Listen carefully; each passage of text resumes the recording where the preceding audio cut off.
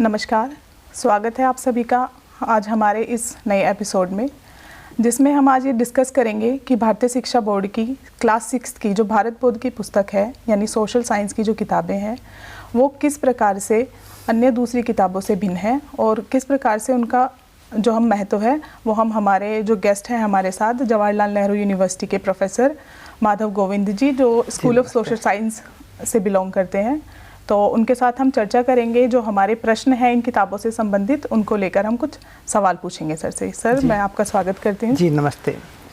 अच्छा, तो sir as a chief editor आप भारतीय शिक्षा बोर्ड से जुड़े हैं, तो मेरा एक पहला सवाल आपसे ये है कि एनसीएफ की जो थीम्स हैं उनको हमने अपने चैप्टर्स के साथ किस तरीके से इनकलकेट किया है?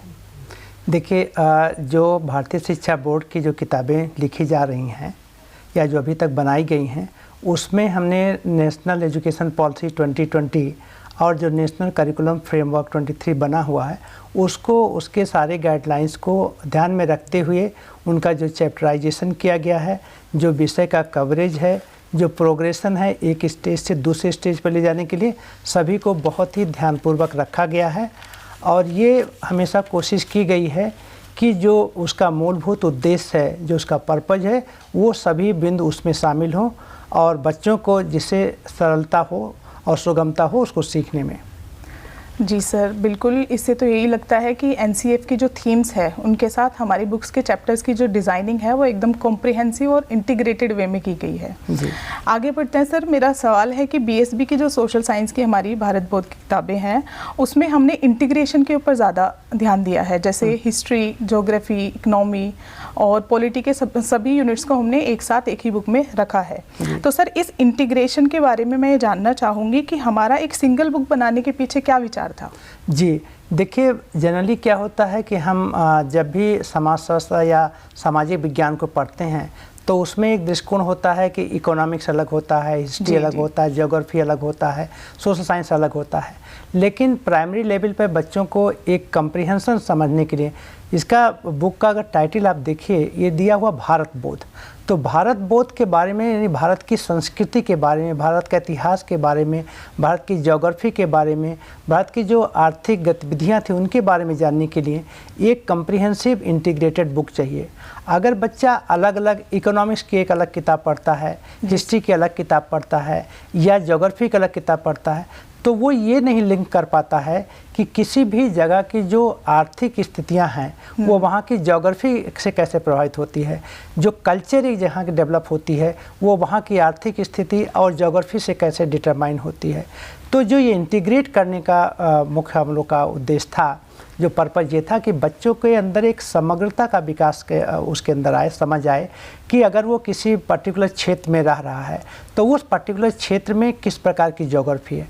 जैसे उसको ज्योग्राफी का अंडरस्टैंडिंग होगा, वहाँ के भूगोल के बारे में जानकारी होगी, वहाँ के सॉइल के बारे में, वहाँ के लैंडस्केप के बारे में, वहाँ के फॉरेस्ट के बारे में, नदियों के बारे में जानकारी होगी तो तुरंत उसको पता चलेगा कि वहाँ पर किस प्रकार की संस्कृति विकसित हो रही है, किस प्रकार के पीपल है, उनका रहन सहन कैसा है, खान पान कैसा है, पहनावा कैसा है। ये चीज़ उसको इंटीग्रेटेड तरीके से देख पाएगा।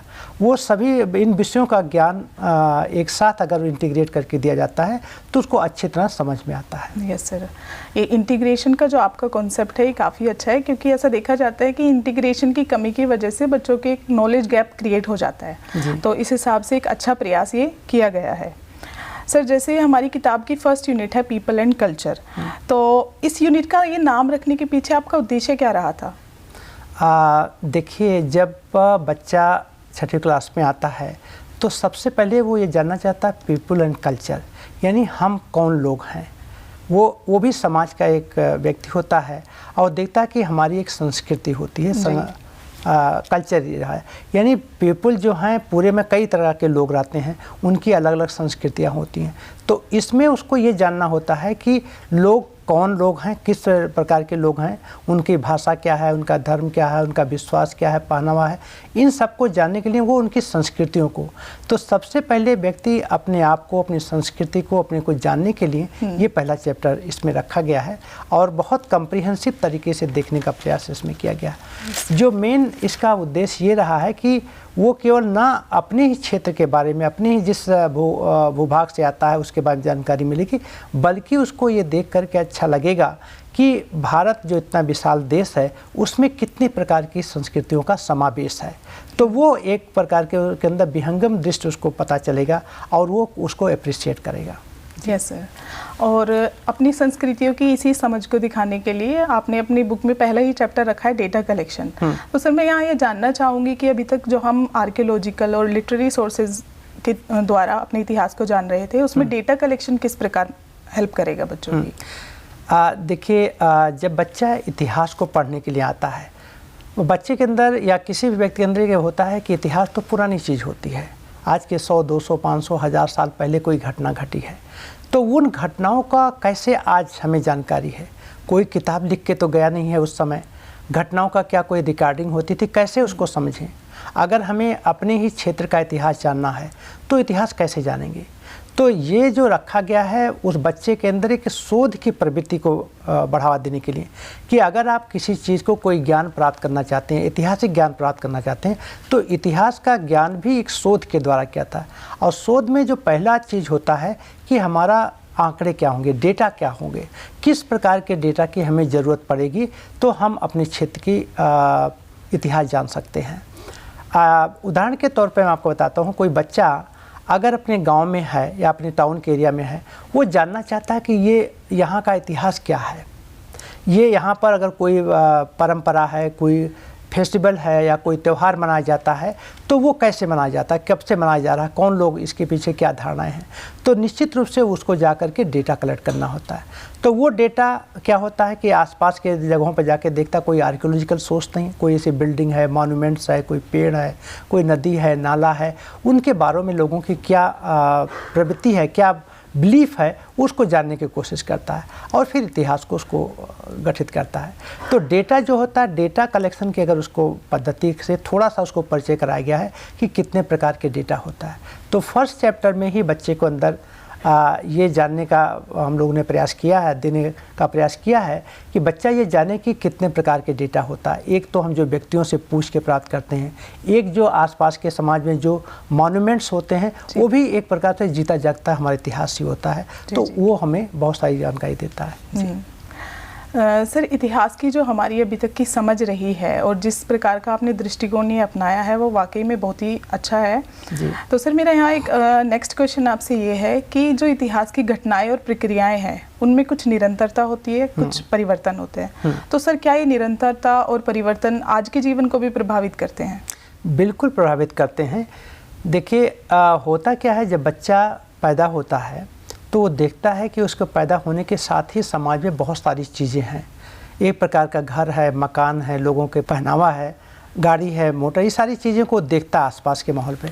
लेकिन फिर क्या होता है, धीरे धीरे वो ग्रो करता है, तो वो देखता है कि कुछ चीज़ें जो हमारे फादर कर रहे थे, जो हमारी मदर कर रही थी, वो आज भी कंटिन्यू हो रही है। लेकिन वो अपने ही लाइफ टाइम में देखता है कि बहुत सारी चीज़ परिवर्तित हो गई है। कि पहले मान लेते जो बाइसिकल से चलते थे, आज हमारे पास कार है, स्कूटर है।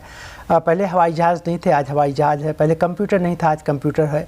वो अपने ही पीढ़ी में, अपने ही जीवन लाइफ में देखता है कि बहुत सारी चीज़ें तो कंटिन्यू कर रही हैं, लेकिन बहुत सारी चीज़ें परिवर्तित हो गई हैं। तो वहीं से उसके अंदर एक सेंस डेवलप होता है कि जो चीज़ें कंटिन्यू कर रही हैं वो पीछे से कितने सालों से कंटिन्यू। तो फिर उसके अंदर एक इतिहास को जब देखता है तो ये लगता है कि क्या ये हज़ारों सालों से कंटिन्यू है। हमारे बहुत सारे जो इंस्टीट्यूशन है, जैसे परिवार नामक एक संस्था है, तो परिवार की एक संस्था आज की नहीं बनी है, परिवार में लोग हज़ारों सालों से परिवार में रहे हैं। तो ये परिवार की संस्था जो है ये समय से बनी है। जो हमारे पॉलिटिकल इंस्टीट्यूशन है, कैसे गवर्नेंस था वो कैसे बनी हुई है।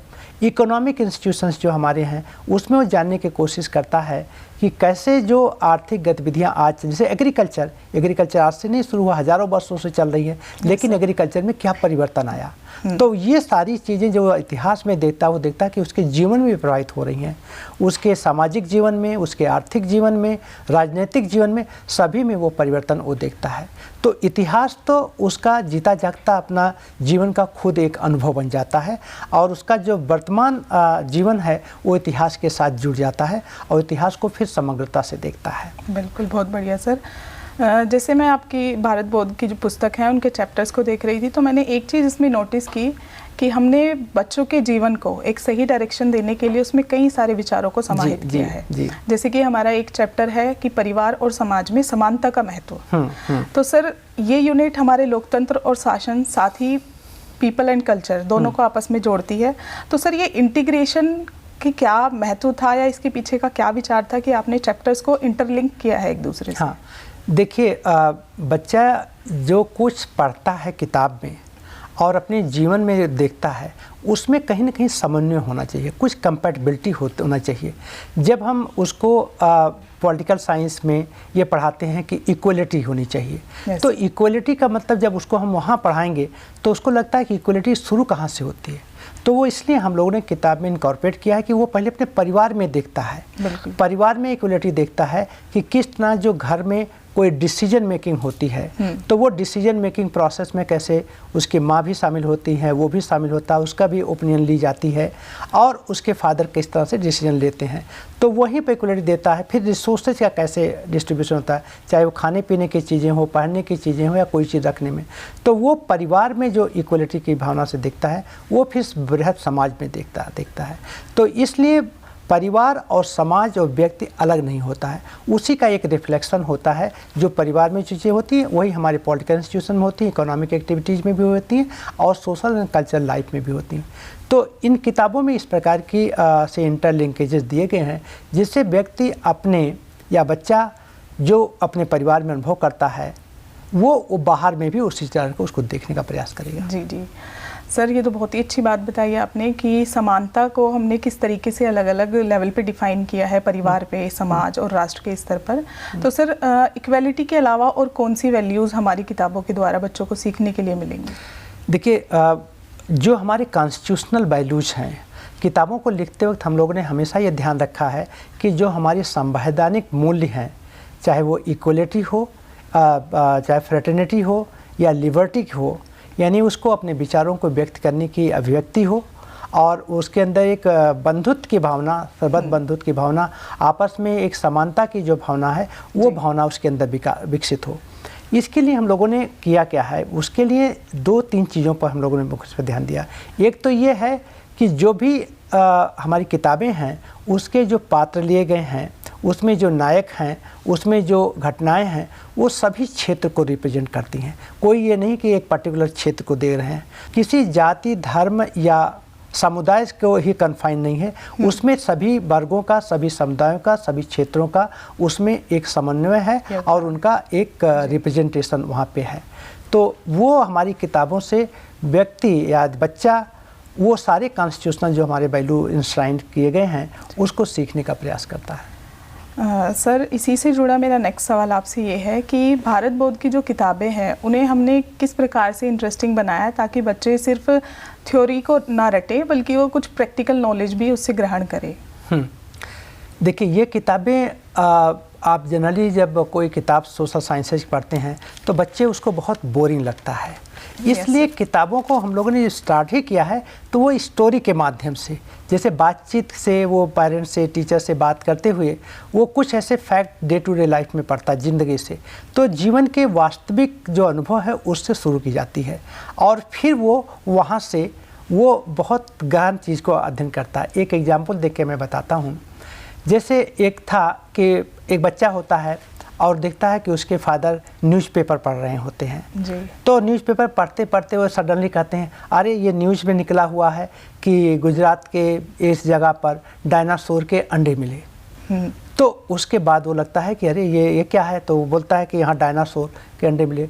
फिर वो न्यूज़ पर भी देखता है तो न्यूज़ पर भी न्यूज़ आ रहा होता है कि गुजरात के क्षेत्र में डायनासोर के अंडे मिले हुए हैं।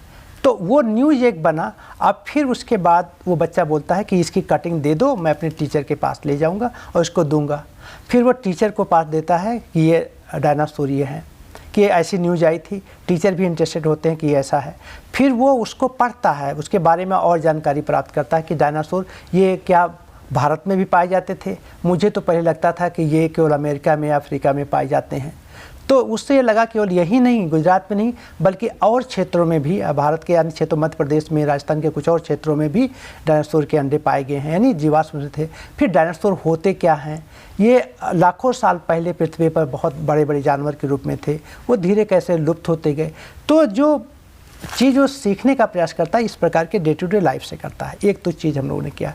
दूसरा चीज़ ये किया है कि इस प्रकार के उसमें छोटी छोटी एक्टिविटीज़ हैं, किताबों में छोटी छोटी एक्टिविटीज़ है, और उन एक्टिविटीज़ के माध्यम से वो इतिहास को जीता है, इतिहास के पात्र को खुद वो आत्मसात करता है कि उसको अपने लोकल क्षेत्र के, चाहे वो कोई फ्रीडम फाइटर्स हैं, जब फ्रीडम फाइटर की बात करेगा तो लगेगा क्या उस क्षेत्र में भी कोई फ्रीडम फाइटर रहा है, नहीं रहा है, वो स्कूल का क्या हिस्ट्री रही है, अपने गांव की हिस्ट्री जानने का, कोई तीज त्यौहार जो मनाए जा रहे हैं उसका क्या इतिहास रहा, वो कैसे किया जाता, लोगों की क्या मान्यताएँ हैं, उसका क्या इम्पैक्ट पड़ता है। उसको सिंपली बताया जाता है कि अगर आपके यहाँ एक फेस्टिवल होता है तो उस फेस्टिवल का कैसे लाइफ होता है, तो वो इकोनॉमिक्स से भी जुड़ता है, कितने लोगों को रोज़गार मिलता है, कितने लोगों को जो है उसमें डायरेक्ट इनडायरेक्ट रूप से रोज़गार मिल रहा है, उनकी आमदनी कैसे बढ़ती है, और किस तरह से नए नए लोगों से मिलने का एक अवसर वहाँ पर मिलता है। तो वो इतिहास को इस तरह से जीता है, एक तरह से अनुभव करता है एक्टिविटीज़ के माध्यम से, बहुत सारे केस स्टडीज़ के माध्यम से, ना कि केवल उसको रटने की ज़रूरत होती है। तो अच्छा, दूसरा चीज़ ये कि उसके अंदर एक जिज्ञासा पैदा होती है, और उस जिज्ञासा को वो कैसे शांत करते हैं, वो टूल्स एंड टेक्निक्स भी इस किताबों में बच्चे के अंदर बहुत ही बचपन से ये इनकलकेट कर दिया जाता है कि खुद कैसे वो ज्ञान को प्राप्त कर सकता है। जी सर, जैसे कि आपने भी बताया 6th क्लास की हमारी जो किताबें हैं वो किस प्रकार बच्चों के मानस को गढ़ने का काम कर रही हैं। तो सर क्या हमारी जो 7th और 8th की किताबें हैं वो भी इसी प्रोग्रेशन को इस्टेब्लिश करती हैं या वो इससे डिफरेंट है? नहीं, वो भी किताबें हमारे इसी प्रोग्रेशन पे हैं। उसमें क्या है, हम बच्चों को धीरे धीरे उनके मेंटल डेवलपमेंट लेवल के हिसाब से धीरे धीरे अपग्रेड करते हैं। पहले हमें लगता है कि किस लेवल पर बच्चा क्या समझ सकता है, किस प्रकार की स्टोरी, किस प्रकार के केस स्टडी की ज़रूरत होती है, उस लेवल पर हम देखते हैं। हम लोगों ने जो टीचर, जो हमारे शिक्षक उस किताबों को लिखने का काम कर रहे हैं, उन लोगों से कई बार हम लोगों ने डिस्कस किया है, और वो खुद बच्चों को पढ़ाते हैं। तो बच्चों की क्या साइकी होती है, समझने का क्या लेवल होता है, किस प्रकार के उदाहरण से उनको ज़्यादा क्यूरियोसिटी होती है, तो वो देखने का हम लोगों ने प्रयास किया है बच्चों के लेवल पर। तो बच्चों का 6 में जो हम लोगों ने दिया है वो उसका एक स्टैंडर्ड है, और उसी से जब 7th में बच्चा जाता है तो थोड़ा सा उसका कॉग्निटिव डेवलपमेंट और ज़्यादा होता है, जो और मैच्योर होता है, उसका एक्सपेंशन, जो नॉलेज का जो उसका होराइजन है वो काफ़ी ब्रॉड होता है। तो हम लोग उसी हिसाब से जो कंटेंट है, कंटेंट को और डीपर में जाते हैं और रिच कंटेंट उसको देना शुरू करते हैं, एक्सपेंशन भी उसका करते हैं। और फिर जब 8वीं क्लास में आते हैं तो फर्दर ये होता है।